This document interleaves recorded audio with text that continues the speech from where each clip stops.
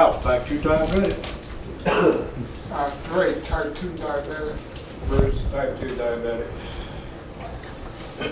Kelly, type 2. Okay. Joseph, diabetic. Megan, diabetic. Is there anybody we missed? Chief. Chief. Big Steve in the back. Chief. What's that? Introduce yourself. Already did. Oh, you did? No, Big Steve. Oosh. Oosh. Okay, we got Dr. Tell who's going to give you the class, and here she is. So they're, we don't have to accept. Thank you. So there's a few things that we're doing a little bit differently this time. So last time, the last series of classes, we actually had one Spanish speaker. So we tried that to see if it worked out okay, and it did, just to have a table.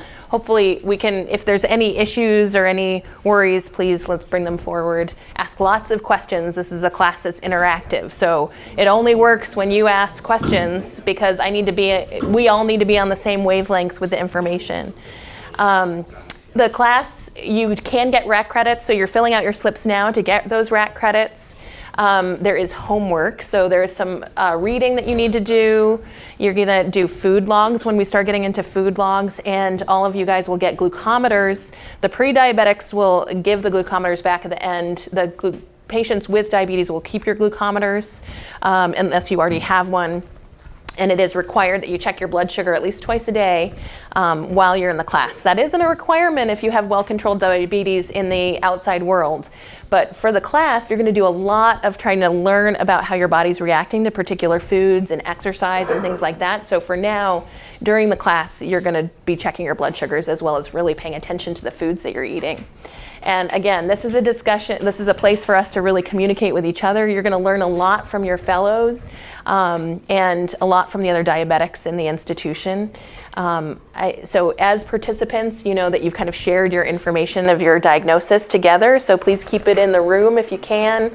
Don't share the confidential information of your colleagues without their permission.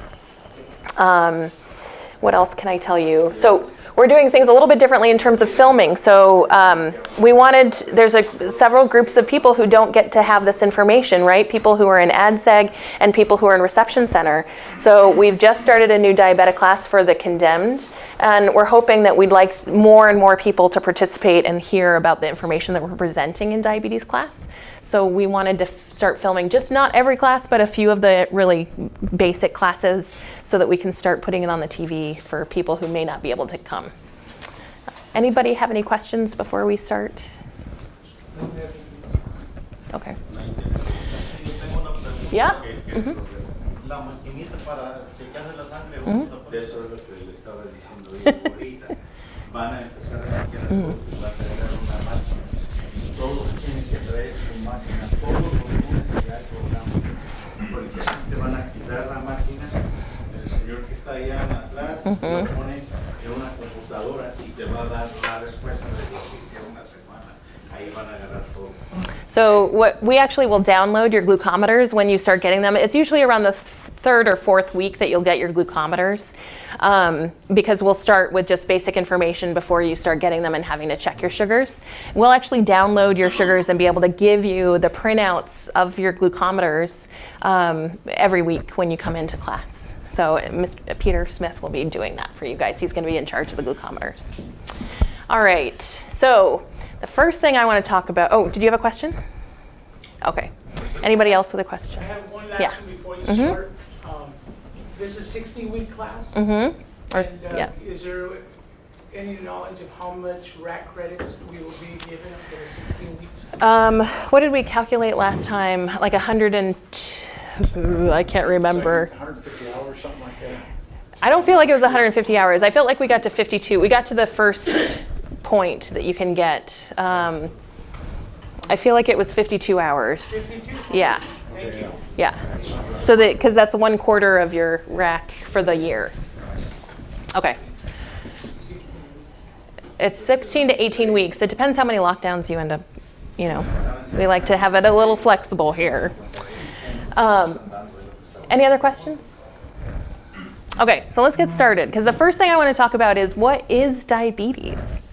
So you guys get to tell me. You all told me you're diabetic, type 2, type 1. I heard all sorts of things. What does that actually mean? What is diabetes? Insulin. Too much sugar. Pancreas isn't functioning right. Pancreas. Anything else? I mean, these are the buzzwords of diabetes. We talk a lot about insulin, your sugar, your pancreas. There's all sorts of, kill you, yeah. And glucose, which is sugar. Glucose is our fancy doctor word for sugar. Body chemistry is all about. Body chemistry, that can certainly go wrong. Start losing your limbs. You get amputations. Obese. What does that word obese mean? What does that mean? Fat. Being overweight. Fat and overweight. Bad circulation. Yes. So bad circulation. Neuropathy. These are all big words. You guys know your words. Neuropathy. What is neuropathy? You can't feel the nerve damage. Nerve. Pathy means disease and neuro means nerve, so nerve damage. We're going to have a whole class on neuropathy. Your vision. We're also going to have a whole class on vision because diabetes is the #1 cause of blindness in the United States. Your kidneys. It's the #1 of people on kidney treatment on dialysis. And we have a dialysis unit here. We're one of the few prisons that has a dialysis unit. Heart disease. Heart disease. That's the #1 killer in the United States. Diabetes is certainly a huge part of that. These are all great things about diabetes that we're going to talk about in this class. So the first thing is normal sugar metabolism. How does your body normally process sugar? So you're going to see a series of really terrible drawings, which is my normal way. So you have a person, they eat food, it goes down into the stomach. This is somebody who does not have diabetes, okay? This is just like what we were when we were kids, what our friends and family who don't have diabetes look like. This is your stomach. And this is the pancreas, is an organ that sits underneath. It's underneath between the stomach and the intestines. What normally happens is if the person eats food, you eat a bunch of food and it goes down into the stomach and the food sits in the stomach, right? There's something in the stomach. There's actually a chemical signal. Oh, thanks. I have a black one too. That goes from the stomach and it sends a signal to the organ called the pancreas. And it tells the pancreas, I want you to start letting out insulin. The pancreas sends insulin into the bloodstream. So it's now floating all over the body. It doesn't go in the intestines. And then the sugar is starting to flow down the intestines and it's getting absorbed into the blood. So now you have sugar or glucose and you have insulin floating around the entire body. So the body is made up of billions and billions of cells, okay? So you have these cells, regular old cells. Maybe they're eye cells, heart cells, bone cells, hair cells, taste bud cells. Every bit of your body has made of little tiny components that basically work a little bit on their own. They're connected to other things and they live in the milieu of your body, but they're their own things. They have I like talking about it as if they're all cars. So like a hair cell might be a dump truck and an eye cell might be a taxi. They all have different functions, but they all work together to make everything function for your whole body. So you have brain cells, skin cells, everything that's in your body that's alive is a cell. Each cell has its own function, just like a car, like a dump truck versus a taxi versus just a regular car. They all have a function that they have to do something. And for that cell to actually function, it has to have energy. And glucose or sugar is the energy of the cell. So you have these cells that are trying to get things done, and you have sugar that's floating around outside. And just like a car, the gasoline is sitting outside the car, right? And it has to get into the car for the cell to eat it, to use it and have energy to do its function. So the gasoline or the sugar has to get inside of the cell. What happens is the insulin, remember the sugar is being absorbed by the intestines at the same moment the pancreas is getting the signal that to send out insulin. So the sugar is floating around, and then the insulin starts floating around. And what insulin does is it's a signal to the cell that there is sugar available. That's all it is. So insulin attaches to the cell, and it basically, there's something called a receptor, and the insulin sits in the receptor, and all it does is basically knock. Hello, open up. And the cell actually swallows up the sugar, actually opens up its door, and the cell takes in the sugar and eats it up, and then it puts it in its gas tank, and then it can start using it for energy. Okay, so insulin, it doesn't do anything, it doesn't make energy. It just knocks on the door. That's all it does. It's just knocking. So the cell says, oh, I can go and get some food. And I can get that energy to do what it needs. So this is in a normal, non-diabetic person, okay? So let's talk about diabetes. We have two kinds of diabetes. We have something called type 1 diabetes and something called type 2. There are actually some other kinds, but we're really gonna focus on those two kinds because they're the most common ones. Okay, so what is type 1 diabetes? Somebody is born diabetic. You can be born as a type 1, although it's very rare. Or inherited? You can have it inherited. A lot of type 2 diabetics, their parents and their family have type 2 too. Yeah. Type 1 diabetic makes no insulin, right? The body makes Somebody's been reading. No insulin. Most people with type 1 diabetics, although not everyone, they get it as a juvenile, right? So they're like about 8 to 12 years old. We call it juvenile diabetes, type 1 diabetes. You can get it as an adult, but the majority of people, they get it as a kid. And what happens is that it's actually damage to the pancreas. So the pancreas does not produce insulin. That's interesting. We don't fully understand how the pancreas gets damaged, but what we do know is that it's probably our own immune system has decided that certain parts of the pancreas, not the whole pancreas, but they're the cells that produce insulin, look very similar to maybe a cold or another kind of infection, the body that tries to fight off that infection, and they kill those cells. So the pancreas is working fine, except for one thing, it doesn't produce insulin. So let's go back to our person. So we have our terrible drawing of a person, and they have the food. It goes down the esophagus into the stomach. We have the pancreas, and we have the intestines. What other function does the pancreas serve if not to just make insulin? The pancreas actually does a lot of things, but the most common thing that we talk about is diabetes, causing problems with insulin. But the pancreas also produces other hormones, like something called glucagon. It also helps digest food. It has a whole other section of function which help produce enzymes that break down foods. Most type 1 diabetics have no problem except for the insulin. That's the problem. Okay.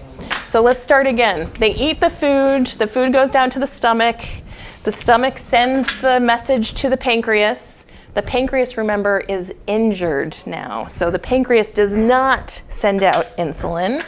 And then the sugar is being absorbed. And then you have all these cells that are sitting out here trying to do their thing. You got your taxi and your dump truck, and they're all waiting for the gasoline to show up. And there's sugar sitting outside, but there's no insulin. Right, there's no knock, it's just silent. So the cell's like, I don't know, I just need food, but I got no food. And what happens? The car starts to sputter, and then it falls down. These guys, they get very sick very fast. And you check their sugar, and they're 1,800 blood sugar. Super high sugars, because the sugar is just floating around. It's not being used, it's not inside the cell. And the cell has no energy. So just like a car that runs out of gas, it just stutters and stops. These guys have seizures, they go into comas. Their first signs are that they're really thirsty because they've got so much sugar floating around that it's super concentrated, their blood. They need to dilute it out, and they're peeing all their sugar out. Their body's trying to get rid of it because it's so toxic at these high doses. But the cells themselves don't have sugar inside. And so they have no energy, and the cells, the brain cells, the hair cells, the skin cells, the heart cells, the bone cells, they don't have the energy they need to function. So the first cells that go bad are the brain cells, right? You can't think because you don't have sugar. People get confused. Blurry vision, you can also have damage to your eyes. And that is more commonly with this long type 2 high blood sugars. These guys, they can get a little bit of blurry vision, but the first things that go wrong are they start getting seizures. They can go into a coma. They feel very confused, and it's because their brain doesn't have the sugar, the gasoline, to make their brain function. What questions do you guys have about type 1 diabetes? It happens usually fairly fast. People get sick within a couple weeks, and we figure it out really fast. The treatment, oh yeah. You said that a type 2 diabetic can become a type 1? Well, there's a point, I mean, this injury that can happen to the pancreas can happen at any point in your life. But let's talk about type 2s. Type 2s may have some progressive damage to their pancreas that can cause similar symptoms. So I want you to talk a little bit more about type 2 before we get into that. Yeah. At what point should a type 2 know when they truly need insulin? Yes, that's an excellent question. We will answer that question. I'm going to wait for a little bit before we can answer that. There is an answer, though. Yeah. Hey, the kidney or the liver, it won't filter out the sugar. It just stays, and then it just stays in the blood. The kidney is trying its best to filter out the sugar, and there's only so much the kidney can do. And the person is peeing and peeing and peeing and peeing and peeing and peeing and peeing. But at some point, you actually still need blood to flow around to deliver the oxygen and all the other nutrients. So people can get very dehydrated because the kidneys are trying to get rid of the sugar. But as well as sugar, they're getting rid of all the other nutrients too. It's a very dangerous time when people are first getting diagnosed with type 1 diabetes because it generally goes from normal insulin to very little insulin very quickly. So people get very sick within a couple of weeks. There was something else I was going to say about type 1. Oh, so the only thing wrong with these people is their lack of insulin. So what's the one treatment that we offer type 1 diabetics? Insulin, right. We give them insulin this way. And that's the only treatment they need. It's the only treatment they need. No oral medications. They need insulin, that's it.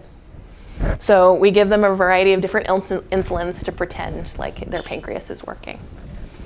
So they shoot it in their skin and that just absorbs in their blood? We shoot it into their subcutaneous tissue, so the fatty bits, and then they absorb it, yeah. Yeah. So the thing is, insulin is a small protein, so if you eat it, it actually digests it and it breaks apart. So we have to put it through the skin. I have a question. Yeah. Insulin, how long a period of time does it take for it to be absorbed? You know, because let's say you get it at in the morning. Yeah. Okay. And then how do you know besides a meter? You know. So we're actually going to have a full 1 hour of talking just about insulin. It's towards the end of the classes. Each insulin has a different onset time. If this is an emergency, we'll actually put insulin into the vein, so it'll immediately start working. We won't have to wait for it to absorb through the subcutaneous fat. You got all Most insulins will put through the fat. But there, you know, we talk about, if you see the insulin line, people are like, do you get your Lispro, your Lantus, your Glargine, your NPH, your regular, there's many kinds of insulins. They're all insulin, but they all have different amounts of time that they start, different peaks, different length of time. So we use them to try to mimic the actual pancreas. So we might mix and match the insulins to make it look like a real pancreas. Okay, so that's type 1 diabetes. Type 2 diabetes is actually very different. So the majority of you, we're going to talk about it, you're all in the diabetes class, but the two different diseases are actually fairly different. Okay, so let's talk about type 2 diabetes. So this one we talked about type 1. It's like also known as juvenile diabetes because it's the most commonly caused, although there are a lot of juveniles who are now being diagnosed with type 2 diabetes. Okay, so type 2 diabetes. What do you guys know about that? Not enough insulin. Not enough insulin. Has everybody heard that before? Is this new to some people? Yeah. A lot of people think that all diabetes needs more insulin. But it turns out type 2 diabetics have too much insulin at the beginning. Where they have not enough insulin for their bodies to recognize it. What was your question? The doctor told me I have insulin resistance. Yes, that's an excellent phrase. Insulin resistance. I want you guys to remember that. What is that? What is that? What is that? You tell me.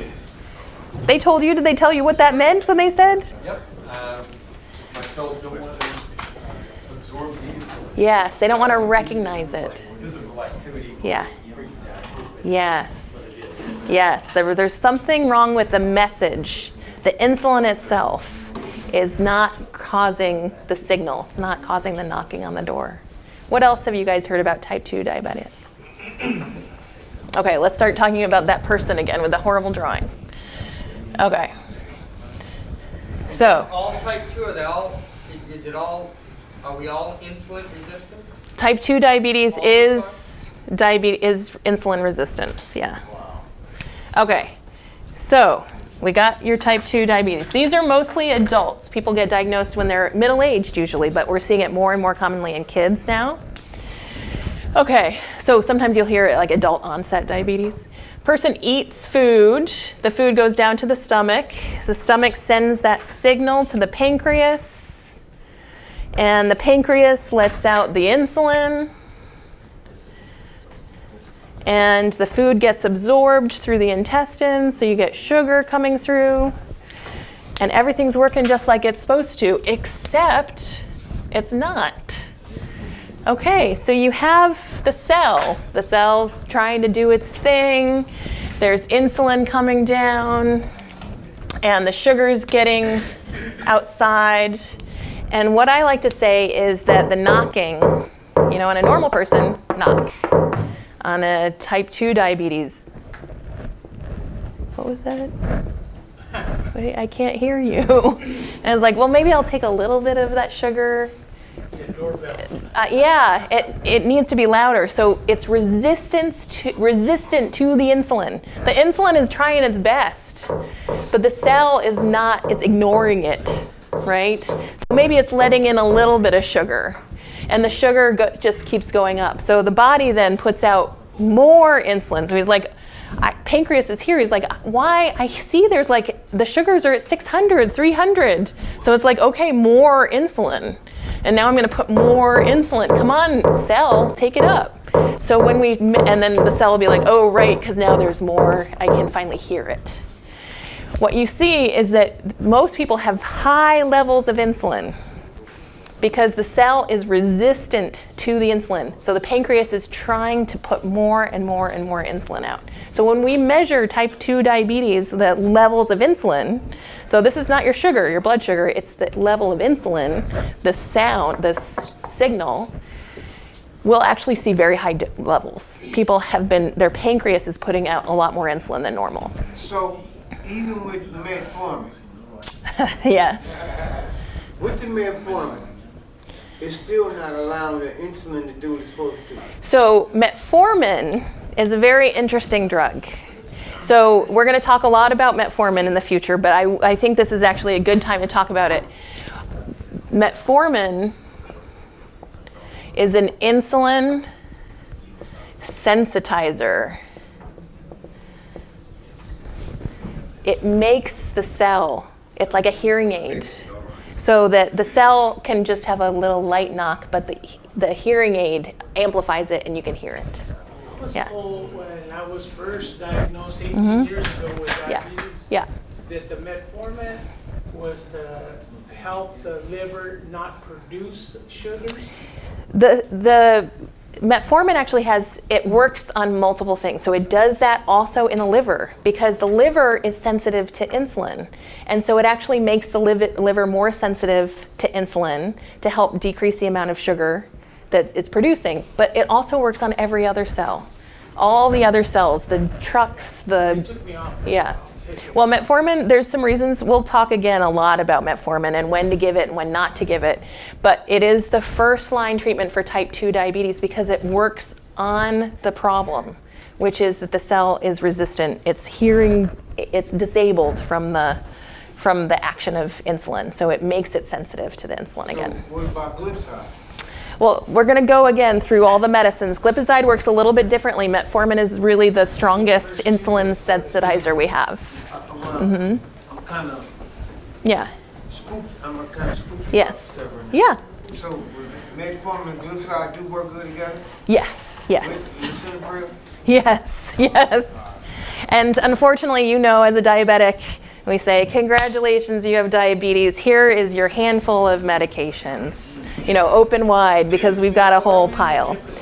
Yeah, so the annoying thing, and we talked about it a little bit when I said, what is insulin? People started saying cardiovascular disease, dialysis, all these other things. So one thing that when we diagnose you with diabetes, we're diagnosing you with diabetes, and we're diagnosing you for a risk for dialysis or kidney failure, or risk for heart disease, or risk for high cholesterol. And so in the end, what we're doing is, with this group of pills, we're taking care of the sugar, we're taking care of the blood pressure, we're taking care of the kidneys, we're taking care of the cholesterol to prevent heart attacks, we're thinning the blood so you don't have a heart attack or a clot. So in the end, it's not just the diabetes we're treating everything that goes along with the diabetes. That's the whole handful of pills, unfortunately. Is that what the little aspirin is for the blood thinning? A little aspirin is for blood thinning, yeah. Is Yes. it possible to take too much metformin? Yes. So again, we're going to talk about metformin. So metformin, it can cause some metabolic changes, because if you think about what the whole point of metformin is to create sugar metabolism. It's trying to make it more efficient. So when you take too much of it, it can cause the problems. But the dose of metformin that we can get to, you were talking about, 2,000, 2,400 milligrams a day that you can take as maximum. But because your kidneys help use metformin, they help clean up the metformin. If you have kidney problems, it doesn't cause kidney problems. I want people to understand this. Metformin does not cause kidney problems. But if you already have kidney problems, metformin can be dangerous, because the metformin depends on your kidneys working well. So I don't want to talk too much more about metformin, because we're gonna spend a lot of time on metformin. Okay. So, but that is in a very brief and simple synopsis what type 2 diabetes is. The problem with type 2 diabetics is with every cell in the body. It's not the pancreas. The pancreas is not the problem. Remember, type 1 diabetes, it's only the pancreas that's the problem. In type 2 diabetes, it's every single cell. So if you think about how do you treat it, with type 1, there's only one problem, the insulin. We give insulin. Type 2, we've got now a problem with every cell. So now we're going to have to treat it as a bigger problem, because it is a bigger problem. And so that's why you get a handful of different medications. We can treat it with a bunch of different classes of medicine, so we can combine and try different things with type 2 diabetes. And it also means it's a little more complicated. We have some ideas, though, in terms of this. With the problem with every cell, with this resistance, we found that it is associated with being overweight. Doesn't mean that every type 2 diabetic is overweight, but it does have an association. So we know the majority of people with type 2 diabetes are overweight. We also know that certain groups are more likely to develop type 2 diabetes. Hispanics, people who are Native American, African Americans often have higher rates of type 2 diabetes. So, and we know that it runs in families. So if you have family members who have diabetes, it's much more likely you're going to have type 2 diabetes as well. What else can I tell you about type 2 diabetes? We know that just losing 5 pounds may make a huge difference in how much of medicine you need to take. Just a few pounds. So we usually recommend if you can lose about 10% of your weight. So you know what 10% is? So if you weigh 200 pounds, it would go down to 20 pounds. It's 10%. So you just take off one of the last decimal and bring it over. If you can lose that much weight, but I even tell people, you don't even have to search for that. If you're 300 pounds, try 30 pounds, but just go to 5. If you can make it to 5, you're going to see a difference in your blood sugars already. Yeah. As time go by, does it cause you to become anemic? So anemia can be caused by many different things, but if your body is working very hard to try to fight an illness, we can sometimes see that the body doesn't produce as many red blood cells. But I would be worried if you started developing anemia with your diabetes. I would want to search and try to figure out why is there anemia. They shouldn't be too related. Yeah. It would be, I would want to work it up and then be at the very end, you know, when we can't find a reason, maybe it's the diabetes, but I would want to know all of the other reasons first, figure it out. Yeah. If you lost, say you weighed 200 pounds and say you lost 20 pounds, should you then stop taking some of the metformin? Well, metformin, the way that I was trained to prescribe metformin is that to go up onto the maximum dose, because there's no point in being on a low dose. It just is a miracle drug, so let's get everybody on the highest dose possible. Each person, though, is a little bit different in terms of their prescribing patterns. Some doctors may back off a little bit. I like to be on maximum dosage of metformin because you can't get too low. You're never going to drop your sugars on metformin. It just doesn't work that way. So because it sensitizes the body to insulin, there'll never be too much insulin. Your pancreas won't produce as much. So in the end, it just works perfectly with your metabolism. So people won't drop their sugars too low. Unlike glipizide, where you can actually get a really low blood sugar. Yeah, sure. Yeah. Like, take metformin and then also they tell you don't even take it no more. Well, you know, if your sugars get well controlled, some doctors will back off. Yeah. And it's really up to the doctor. There's not a lot of evidence either way. I like people on metformin. So. Yeah. Yeah. Yeah. I know you don't have a separate metformin, but I was in county and somebody Xeroxed off copies of the long-term effect of metformin usage and some of the negative things. Most of it is neurological, dementia, early dementia. Are you aware of any of that? I have not had that experience. There's many reasons why people who have diabetes go on to have some issues with their memory and dementia. Most of it's because their diabetes is so poorly controlled. So I have not seen any direct evidence that metformin causes dementia. I have never seen that. Long-term usage. Right, but there's reasons why people who've had diabetes for a long term end up developing dementia, and it's generally because we don't have them, well, we try to prevent those things by giving the correct medications, which do include metformin, but also maybe blood thinners, because often people will develop clots because of their diabetes, and those clots can then start causing very many strokes. Yeah. Thank you. Is there more than one kind of type 2 diabetes? Yes. There are many. Right now, there's lots of different kinds of words that people are using to describe diabetes and how much of a type 1 versus a type 2, and maybe there's a mixture. I don't really want to get into it because I'm also not an expert in that. But what I see from 99.9% of the time is just the regular old type 2 diabetes here. And the things that we're going to teach you here about, we're going to talk about medicines, but I'm not going to prescribe you any medicines, okay? This class is about you managing your diabetes without additional medications. And I do want you to be careful in this class because a lot of people will start going crazy and try to lose weight, and you will need to come off your medicines, particularly if you're on glipizide or insulin. You'll need to start backing down. So I want you to work closely during this class and also be careful. I want you really to pay to be attentive before taking action. This is a marathon, it is not the sprint, right? So more of it is just sitting and learning and integrating the information. Learn what you can, learn about how your body reacts to food, to particular exercises. This is your chance to really explore how your body's reacting to your life, to the different things you're doing in your life. And you can take that information and start getting that work and being healthier, but I want you to be healthier over the long term, not necessarily tomorrow, because you could do some damage by going crazy. The first class I ever gave of the diabetes class in 2012, the person, I think he tried losing, he just basically only ate a sandwich every day for the first week of class because he was so freaked out.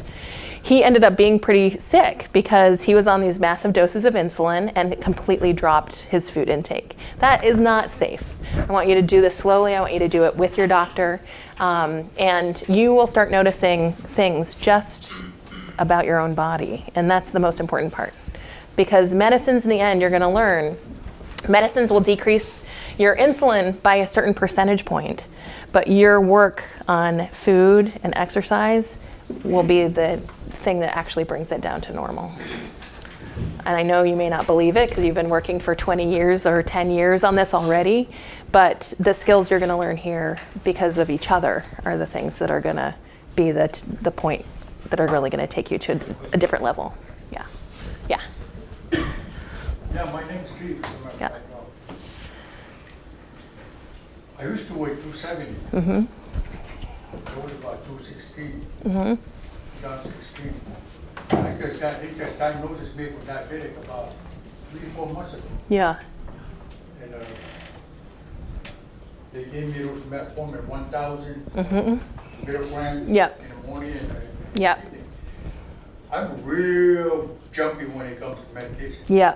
Because, because of the liver and the kidneys. Yeah. And I talked to my doctor what are the side effects. Yeah. So right now, I'm in the middle of those Uh-huh. for 3 months now. Yeah. And I weigh 210 right now. Mm-hmm. So they want me to still losing more weight. They say, can you go down 185? Then it's well. I know. If you see Eddie Simone, Yeah. Yes. We'll look fine. Yes. Yes. You know, it's hard. I get Yeah. away. I've been locked up since 70. Yeah. I came in, I was 170. I was a little kid back Yeah. then.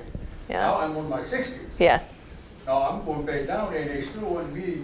I know. You learn about the doctors that we're like, just lose 5, but then next time you come in, we're like, and another 5, and another 5. When But they yeah. finally diagnosed me Yeah.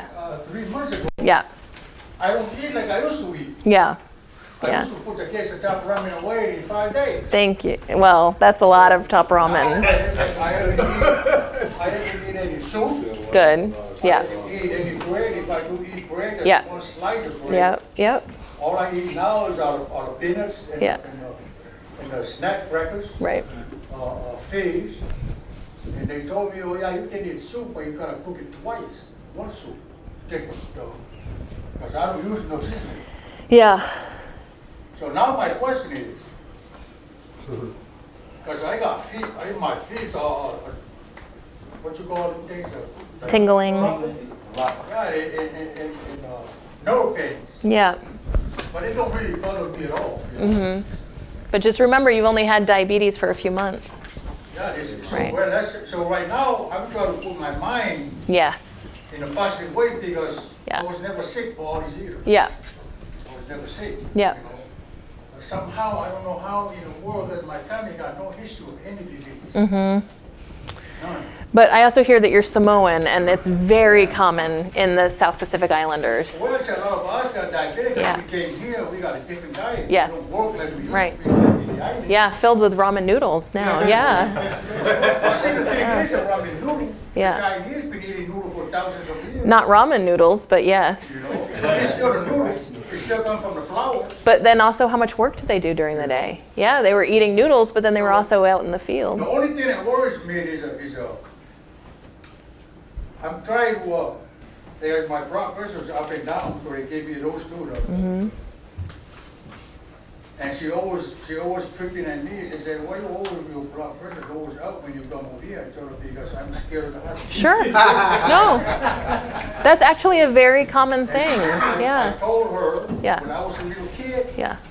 5 years old, we used to go visit our parents in the hospital. I see Yeah. people dying. Right. And everyone says, "Dad, that's stuck in my head." I said, Right. "Dad, the hospital is supposed to be saving people. Why did Right. people die?" Right. And that stuff stuck in my head until Yeah. today. Yeah. And I told her, every time I got a ducky the night before, I stress out in the cell, in the hospital. Yeah. And when I get there, my heart like this. Sure. So when they put the things on my arms, why are your blood pressure? I say, that's a Right. one of big and healthy. Say, hey, Superman got weakness too, remember?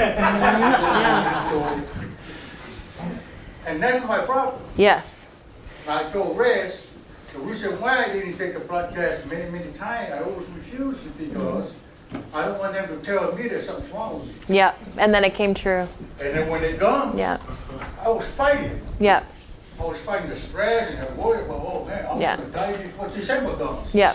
That's what I got in my head. Right. I never had this problem before. I never Right. know how to deal with it. Right. Then one of those nurses, they always sit me down and they start talking to me and my friends on the street. She got diabetic. And Yeah. that's what it got me going. The only thing that got me worried is the medication. Yeah. Because the metformin, the one I take it now, is 1,000 in the morning, 1,000 in the evening. Yep. And I asked her, I'm real jumpy when it comes to medication. And I'm not thirsty at all, believe me. Good. I hate water. Yeah. I like drinking coffee. I'm not thirsty. The only reason why I go to the bathroom a lot because I drink that 1 pound coffee thing. And the 116 ounces coffee jar. I fill out with water every day. So I don't want to drink it, but I got forced by every drink and they told me to drink a lot of water. Well, I want to address what you're talking about because I want to just acknowledge we are a room of middle-aged people. And welcome to our new world as having some medical problems. And how do we deal with it? All of you have been diagnosed with a condition that now requires you to see a doctor. It's no fun. I don't like going to the doctor. I am a doctor. I don't want to go see my doctor. I have the same thing. I don't want to go. I don't want to take a medicine. What kind of life is this that I have to take these handful of medicines and go to the doctor and get my scans? And the issue that we all have to figure out is how are we going to live? How do we live? What do we want out of life? How can we tolerate going to the doctor and getting what we need to get out of it so that we can continue to go on with our lives and have good lives? How do we do that? How do we figure out what food we're going to eat so I don't feel like I'm, but is it going to be terrible? I'm going to eat carrot sticks for the rest of my life? I want to enjoy the life that we have. And that's why I want this class. I want you to figure out you're going to have treats.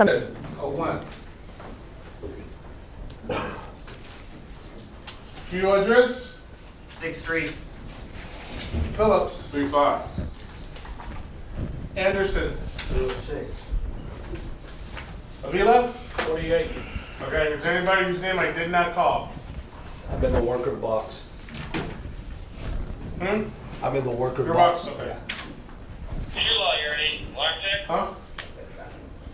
Oh yeah, so you guys usually come in. One quick second. Yeah. Let me just- Is there a Brown, Whitting, Rodriguez, Perry, or Whitting in here? Okay, go. All right, so what else? I don't know if that made you feel any better, but we do have to figure out how to live with diabetes so it's not such a big deal. Mr. Lee Gons? Yes, I just like to say I was in the first class, diabetic class that we started. And when I started that class, I weighed 215 pounds. When I became a diabetic, I weighed 265 pounds. What I learned in the diabetic class about the nutrition, taking care of myself, I weighed 147 pounds. It wasn't that I had to starve myself, but I set up a program with the exercise in the Clark County that allowed me to stay healthy.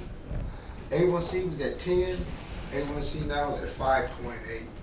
It just takes understanding what we're gonna learn in this class, and then putting it in effect to take care of yourself and to help save our lives. It's about saving our lives. Because diabetes is a powerful disease. It'll get us if we allow it to. But what we learn in here, if we take it a step at a time, you will develop a pattern, and you will feel healthier, and you will feel a lot better when you take care of yourself. That's all I have to say. Thank you. So we talked a little bit about what is diabetes. We talked a lot about metformin.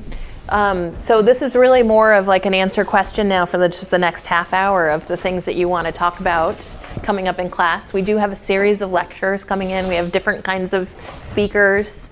I believe, I'm looking at the agenda, it looks like you're going to get your glucometer around week 4.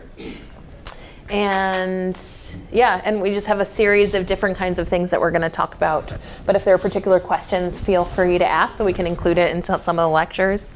We'll be doing a lot of talking about physiology and how your body works and how the diabetes affects your body and what kind of medications we use to treat it and what other things you can do besides medicines, because the most effect is actually from not medicines. What's about medicine? Exercise and diet. So when I first started the class, we just kept saying like there's this triangle for diabetes, and there's meds, and there's diet, and there's exercise, and it's a balance between all of them. So, but I almost feel like I want to add another level, which is like the weight too, because just weight loss, but that also has a lot to do with diet and exercise. I did want to make a point about ramen noodles. So I know there's this theory about rinsing the ramen noodles. Ramen noodles themselves are sugar. That noodle is a starch, which your body changes into a sugar. So, and then the noodle is deep fried. So you add this nice fatty layer to it, and then you pour the salt on it. So it's the best, that's why it tastes so good. It's salt, fat, sugar all together. But the noodles themselves are the starch in that. So I want you to be careful when you're eating your ramen noodles that the sugary part is the noodle itself. So rinsing it out, if you still eat the noodle, it's still going to be sugary. What about rice? Rice is also a starch, but what I like to tell people is the food that is healthiest is the food that looks the most like where it came from.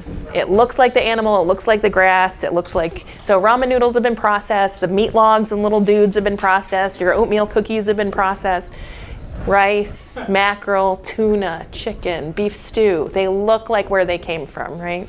Those are the healthiest foods, the things that are least processed. So, it's not even an Atkins diet because you're getting some sugar in there. Atkins is mostly protein and fat. But so I'm okay with you eating sugary, starchy foods in moderation, but the things that are least processed, like rice, looks like rice. It came from the ground, a plant as rice, where ramen noodle is rice and wheat and all ground up together and added all sorts of different chemicals to it. I want you to eat things that look mostly like where they came from. I notice when I eat rice though, and you check your Yes. yeah, it throws sugar up. Yes. So I want you to be careful when you're checking after you eat. We know when we talked about the person's body, there's that time when you're absorbing, right? The food is coming out of your intestines and starting to flow through the blood to the cells, and the cells have to absorb it. It takes about 2 hours for you to digest, absorb your food, and then integrate that into the cells. I don't want you checking your blood sugar within 2 hours of food. It's not helpful. You're measuring the amount of sugar you just ate. You're not actually measuring how your body's reacting to it. So if you check your sugars in those first 2 hours, it just is measuring your food. It's not measuring your body. So yes, you're gonna see a spike because you're absorbing, and that's fine. I want you to check it 2 hours after to see where you're landing. How is your metabolism? Right, not before you eat and then 2 hours after, okay? Because those 2 hours, it's just, all you're measuring is the absorption as it's trying to float through and equilibrate in your body. Okay, so yes, you're gonna get some starches and they're gonna make your sugars go high in those few moments. What we really care about is how your body is reacting to that sugar. And that has to do everything with exercise, diet, and your meds. So you had your hand up and then we'll. So I like to eat my breakfast in about 3 different settings because it's not a good breakfast. But then when it's time to check my blood sugar at noon, right. You've been eating, yeah. It's peaky. Yeah. Then my doctor complained about it, and I did what I've done. Yeah. She wants to give me more drugs. Yes, I know. Because the problem is if you're eating constantly, and you may not be, maybe it's just breakfast, we're just keep measuring that absorption. We need the sugar to come down at some point to be normal, because having those elevated blood sugars is dangerous on an extended period of time. I'm not so worried if you're making discrete food and then it's coming back down again. And the most important is that nighttime when you're sleeping, because that's all metabolism. You're not doing anything while you're sleeping. You're just lying there. Your body is trying to manage that sugar. So that's a really important sugar, is that first morning sugar. And so if you're continuing to eat, I would probably go more towards that first morning sugar as to tell me where your metabolism is sitting. But it does make it a little awkward if you're sitting always high because you're always eating. You know what I mean? I was doing I was getting this reading on the cover. Yeah. Then she opened up a new bottle of test strips, and immediately I couldn't point the spike. So, Do they vary that much? glucometers. Yeah, they can vary a little bit, but I want you to get your glucometer calibrated. So West Block Nursing is really good about it. North Block, I'm not hearing quite so much that they're good about it. They're supposed to pull your glucometers at least once a month and make sure. And I will also bring the glucometer solution here so you can test it to make sure that it's functioning properly. Because your glucometer, it's a machine, it can go wrong. So we want to make sure once a month that it's still on track. One person had a question about brown rice. So we're going to talk a lot about food and what foods are easier and better. But one of the things that we know is that if you have food that has more fiber, you don't absorb the sugar as fast. You'll eventually, but it keeps your sugar low because you're absorbing it more slowly. So fiber and protein and fats will help slow that absorption. So brown rice has this extra fiber on the outside. That's why it's brown. And so in the end, it works better for your sugar because it's slowing the absorption. When he was addressing on his spikes and Yeah. those, like you were saying, the best recommended reading is in the morning when you wake up before Yeah. meal, right? Mm-hmm. What do you consider between the normal limits of good reading? That's an Type 2 excellent diabetes. question. What's normal? Normal is normal. I don't know. I mean, the goal for type 2 diabetes is to have a normal blood sugar. What's normal? What's normal? 150 or lower. Fasting blood sugar. That would be first thing in the morning. Yeah, so fasting, before you brush that's your teeth. 8 hours without food. Okay? Yeah, sugar, toothpaste has got sugar in it. A lot of people don't realize it. But you don't, hopefully you're not swallowing it. You're not going to absorb too much from the toothpaste, hopefully. But they asked Don't eat it. 70 to 120. A normal That's a joke, bro. What's a jump? I said that's a joke, 70 to 120. Why is that a joke? Because it's just not. I like to say 180 to 120. That's- Why is that a joke? Because you're never going to get there? Yeah. We're gonna get there. there. I'm so glad you're in this class. Yes. 145. We're gonna get it. Going to bed. Do you have a soup before going to bed? I do not eat at dinner time. That's my last meal. Okay. Okay. This is the normal blood sugar for people who haven't eaten for 8 hours. Okay. We may tolerate it a little bit if you're going, so some people have really difficult diabetes to control, and once we get close to 80, they're actually at 20. You know, there's some people we're gonna back off a little bit because we get nervous. People who are elderly, so we're talking about 70s and 80s, we're gonna start maybe tolerating a little bit higher because low can be very dangerous. So 112 is okay, right? 112 is good for a fasting, right? A fasting blood sugar. So you haven't eaten recently. You know, it's so hard for us to avoid food in here because it's all we got. It's nothing else. Yes. You know, the Yes. question I was asking one time, why we don't get the food for diabetic people? What do you mean? Diet. The diet. Meals, Mhm. something like that. Especially food for, because Yeah. the food that we got now, if you don't eat it, Yeah. you're gonna be starving. Yeah. If you eat it, you're gonna be in trouble. I know all about your diet. Yeah, but we eat the same thing every I know, single I day. know. It's more starch Yeah. and sugar. I will just say, this is the American dilemma. It is not just about prison. Food. We love food. In the end. If Yeah. you don't eat, if diabetic people don't eat, they're gonna be in trouble too. Yeah, I want you to eat, and I want you to be able to have treats sometimes too. Yeah. Looking at the meal they Yeah. serve are two whole different. And I will look at your meal at least every day. I go by and see what dinner is. But I just want to make a couple points. So, food, I do agree, in prison is very important. You have very few things that can make you feel okay here. You know, there's not a lot of self-soothing that you can do. There's not a lot of distraction you can have. And food, I agree, is one of the things that you have that everybody's okay with you having. So reaching for your ramen noodles, making your spread.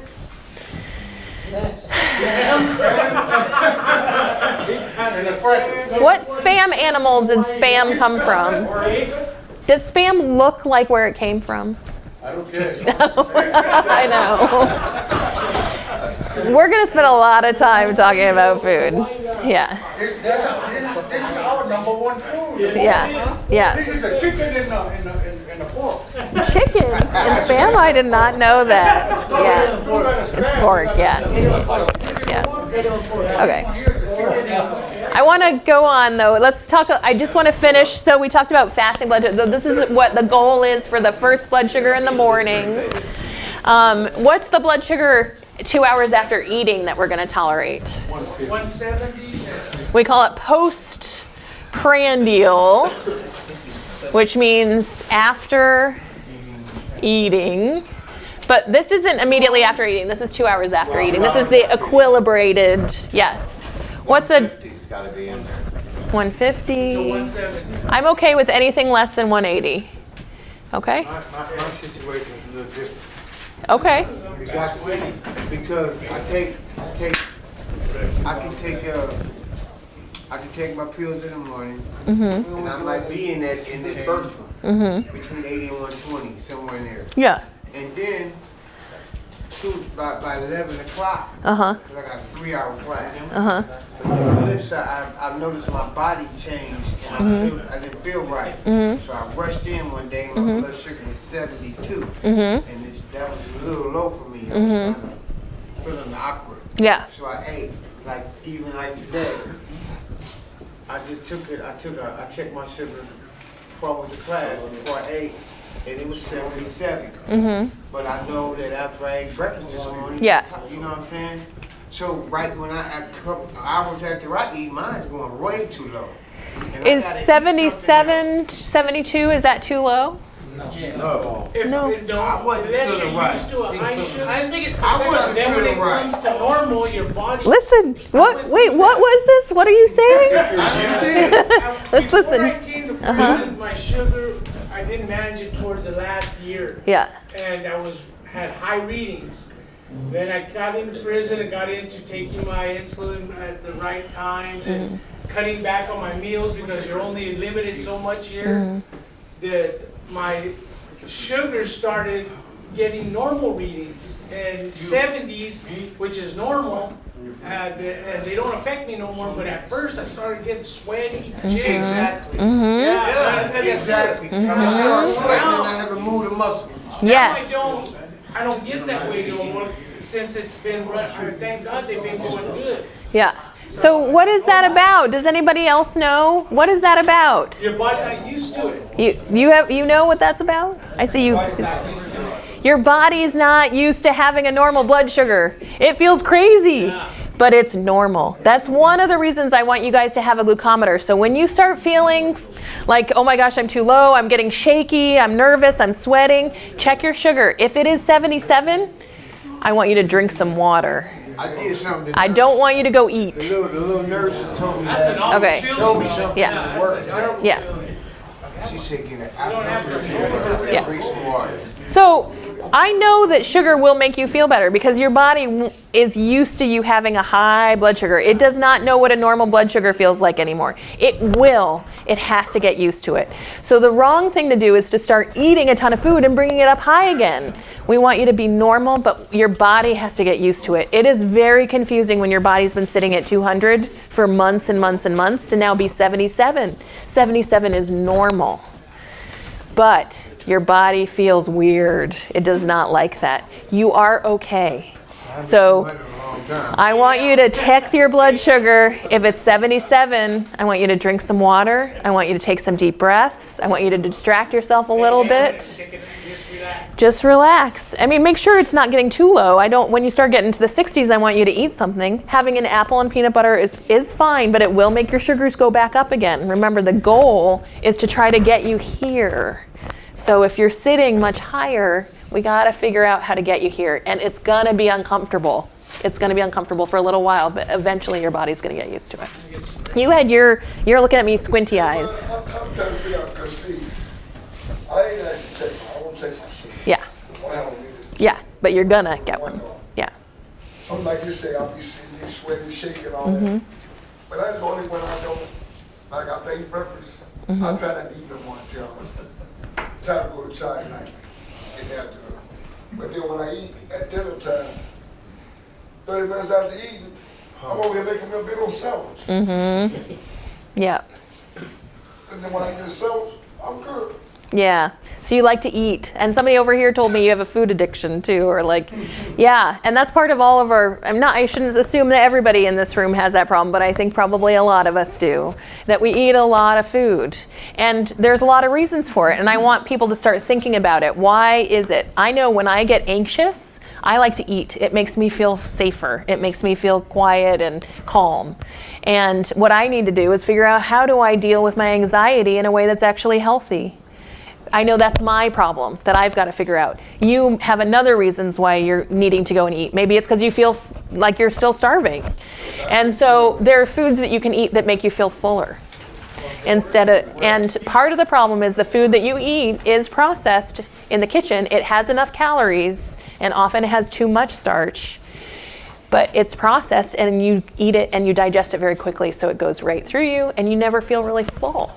So you find foods that make you feel full, ramen noodles, meat logs, all these things that are not doing you any favors. Now, see, there's another thing. See, with stomach feeding a child, Yeah. half of it I don't eat. Yeah. I like eating vegetables and lettuce. Yeah. Maybe a little meat. Yeah. But the rest of it, So we can work, because if you're spending your money on food, let's figure out how to spend money on food that's going to make you feel fuller, that's going to be healthier. Yeah. So, and we actually talk about recipes in here too. We talk about healthier spreads. We talk about healthier desserts, things that you can make yourself. Yeah. Hey, Doc, have you heard, someone said that if you fast for 3 days, that it will reset the system. Yes. Is that true? Is that good? What is your opinion? It's interesting. Right now there's a lot of kind of new fads about these intermittent fasting. So people are doing all sorts of kinds of fasting. And I'm going to tell you, on your third lecture is going to be from a Dr. Fleming, and she's a nutritionist. She actually used to work at Berkeley, and she comes and volunteers and teaches a class. She's actually the best person. I learned everything I know about intermittent fasting from her. So she's a great person to ask.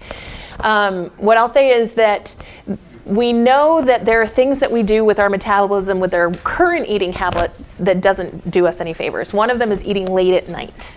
So we really should leave at least 12 hours with no food, probably 15 hours that we don't eat anything. And that helps our body reset. The problem is also eating and then sleeping. And so we're not doing anything in that sleep. We're really not active. You should really have a delay of time between the eating and the sleeping, several hours.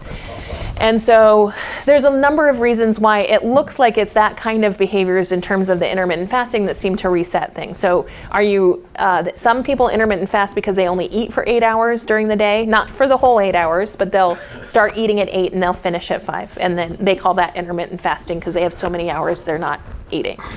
There's others where they stop eating every other day. There's some where they eat, they don't eat for 3 days. There's several different kind of methods of doing this intermittent fasting. I don't know which one is the best, but I certainly don't like diabetics going without food, particularly if you're on insulin or glipizide. We're dosing you for the food you're currently eating. Okay, so if you change the food you're eating or you change the exercise, we also need to change the med. Remember, it's a balance between all of them. So intermittent fasting can be quite dangerous for diabetics if you're on a medicine that brings your sugar down too low. We would want to talk to you in an individual medical appointment to figure out how to do that. I have known some people who've tried that every other day or doing the 12 hours.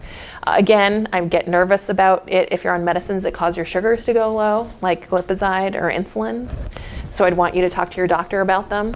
But there are some things that we could probably try if that is what you wanted to do with if you wanted to talk to your doctor. Again, I like the ones where you just try to condense it more during the day. Does that make sense? So what's the best time to stop eating in the evening?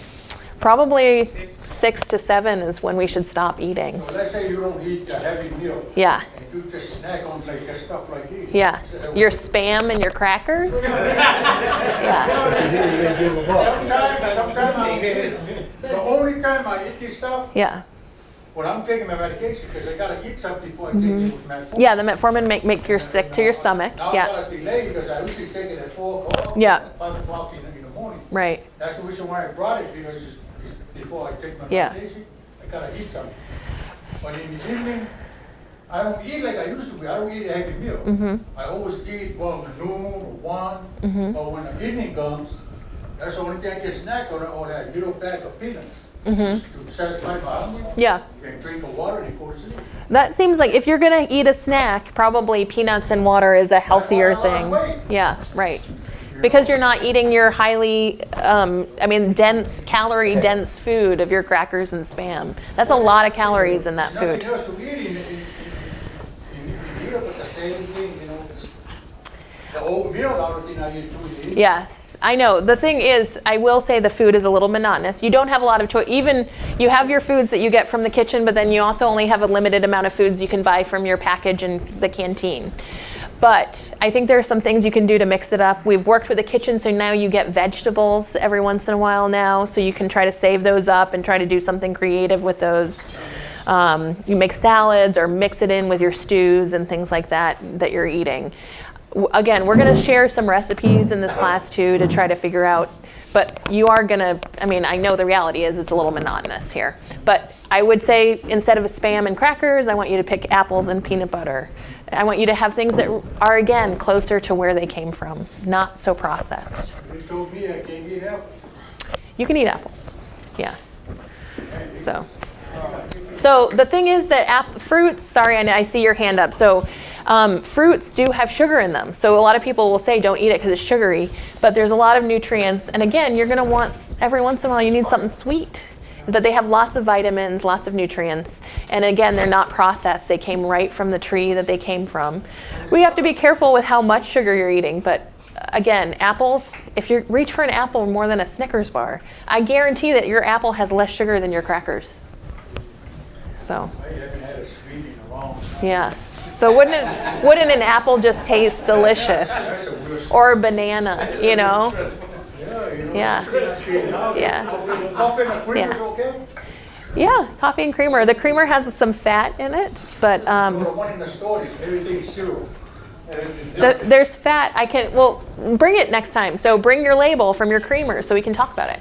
There's probably not any sugar, but there's probably some fat in it. You had your hand up, I'm sorry. I think in a snack and corporate, we can apply it The snack.